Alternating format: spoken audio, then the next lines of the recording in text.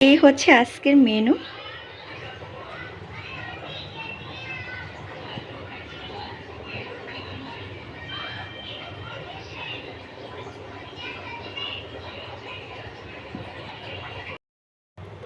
কেমন আছেন সবাই? আশা করি সবাই ভালো আছেন, সুস্থ আছেন। আমিও ভালো আছি। আমার একটু ঠান্ডা লেগেছে, এমনি আমি ভালোই আছি। তো আজকে হচ্ছে আমি রান্না করছি হচ্ছে উস্তা ভাজি। এমনিও টুকটাক রান্নাবান্না অনেকটাই শেষ হয়ে গেছে। তো ভাবতেছিলাম সকাল থেকে ভিডিও করব, কিন্তু আসলে এত তাড়াহুড়ার কারণে হচ্ছে ভিডিওটা করা হয়নি। অনেক কয়েকদিন ধরে হচ্ছে একটু ব্যস্ত, আর হচ্ছে শরীরটা খারাপ, যার জন্য হচ্ছে ভিডিওটা কমপ্লিট করা হচ্ছে না। অনেকগুলো ভিডিও করে রেখেছি, কিন্তু ভিডিওটা যে এডিট করব সেটাও করা হচ্ছে না। আর আমার গলার ভয়েস শুনেই বুঝতে পারছেন যে আমার গলার অবস্থা খুবই খারাপ। তো এখন হচ্ছে উস্তা ভাজিটা করে নিচ্ছে। উস্তা ভাজি, আলু দিয়ে উস্তা ভাজি কার কার ভালো লাগে আমাকে কিন্তু জানাবেন। আমার কিন্তু খুবই ভালো লাগে আলু দিয়ে উস্তা ভাজি। মাছের মাথা দিয়ে হচ্ছে আলু তরকারি রান্না করেছি। আপনার মাছের মাথা দিয়ে আলু তরকারি রান্না করে খেতে কার কার ভালো লাগে আমাকে জানাবেন।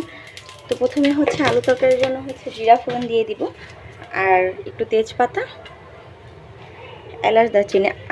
আমাদের বাসায় কিন্তু আলুর তরকারিটা, যেটা মাছের মাথা দিয়ে, এটা হচ্ছে সবাই অনেক ভালো করে অনেক পছন্দ করে। আমারও খুব ভালো লাগে। তো মাছের মাথা দিয়ে আলুর তরকারি রান্না করব। অলমোস্ট রান্না হয়ে গেছে, এখন জাস্ট শুধু ফোড়নটা দেওয়া বাকি আছে। আর রান্না করেছি হচ্ছে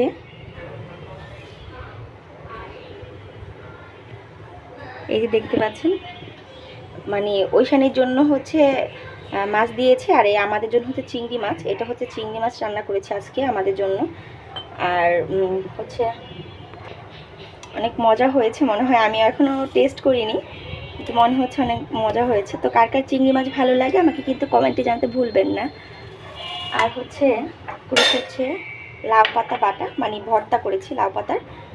লাউ পাতা গরম ভাতের সাথে লাউ পাতা ভর্তা কিন্তু অনেক বেশি মজা লাগে। তো আমরা চেষ্টা করি মাঝে মাঝে যখন লাউ পাতা ভর্তা করি তখন ভাতটার শেষে রান্না করতে, কারণ হচ্ছে ভাতটা শেষে রান্না করলে গরম গরম ভাত দিয়ে লাউ পাতা ভর্তাটা খেতে মজা লাগে। আর হচ্ছে এই তো আলুর তরকারি মাছের মাথা দিয়ে। তো এখন হচ্ছে এটা ফোড়ন দিব,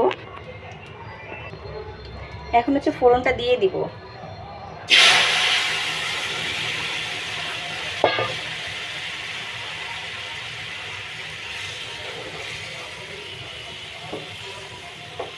আমাদের বাসায় কিন্তু মাছের মাথা দিয়ে আলুর তরকারি এটা সবাই অনেক বেশি পছন্দ করে।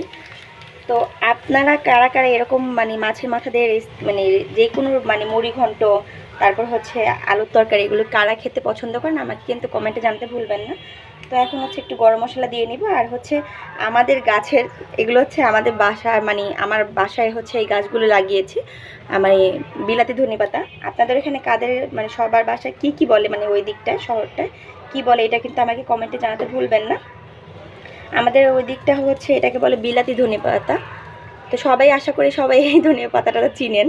তো এক একজনের এক এক জায়গায় হচ্ছে এক একটা নাম বলে এই ধনিয়া পাতাটার। এইটা যদি মনে করেন কোনো একটা তরকারিতে দেওয়া যায়, খুবই কিন্তু স্মেলটা অনেক ভালো আসে। তো আমাদের বাসায় যখন ভালো কিছু রান্না হয় আমরা চেষ্টা করি এই ধনিয়া পাতাটা একটু বেশি পরিমাণে দেওয়ার।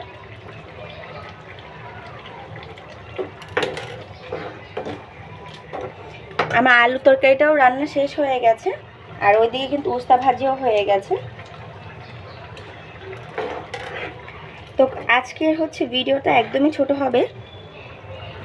তো আলুর তরকারিটাও রেডি হয়ে গেছে ওইদিকে। কোনটা কিছু না, এইদিকে তো হচ্ছে উস্তা ভাজিটাও হয়ে গেছে।